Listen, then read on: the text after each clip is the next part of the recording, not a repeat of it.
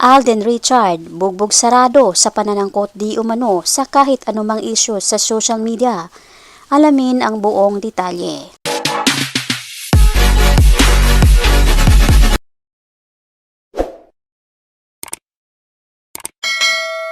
Magandang araw mga kaibigan, welcome back to our YouTube channel, Be Truth.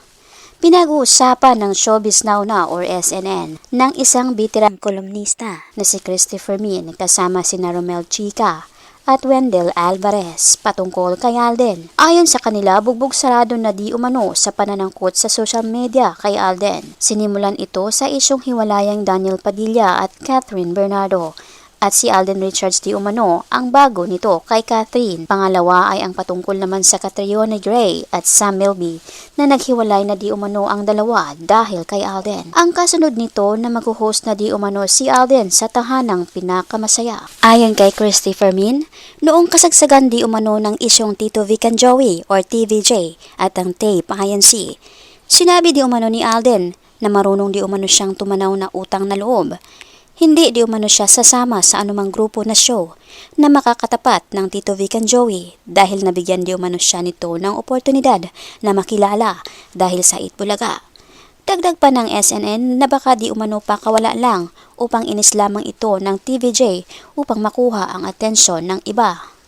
Binanggit rin ni Christopher Min ang mga nagbablog na pro-tape INC ay mga walang hiya dahil ang mga inilalabas di umanong isyo walang basihan o resibo, katulad di umanong ipailalim sa ratings ang Itbulaga, samantalang ang iba di umano nasa taas. Ayon kay Christy, okay lamang di umano na kampihan mo ang iyong iniidolo, subalit wag lang manira ito. Katulad na lang umano ng kumakalat na isyong mag-host na daw si Richards na wala namang di umanong katotohanan. Samantala sa isang interview ni OG Diaz kay Alden, nilinaw niya ito na hindi siya nakikiampid na kahit sino man. Wala di umano siyang kinalaman at hindi di umano siya ganun na tao, gaya ng binabato sa kanya. Mga kaibigan, anong masasabi mo dito? Ano man ang iyong opinyon o komento? Welcome kayo dito.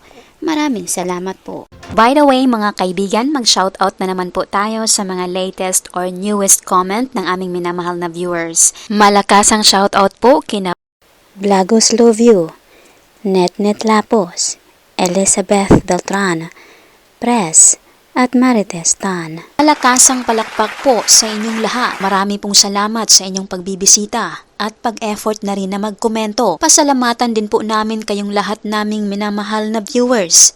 Nag-comment man po kayo o hindi, na-appreciate po namin ang inyong pagbibisita.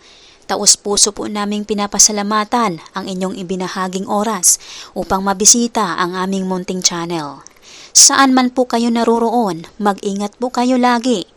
Malakasang palakpak po sa inyong lahat. God bless us po at maraming salamat.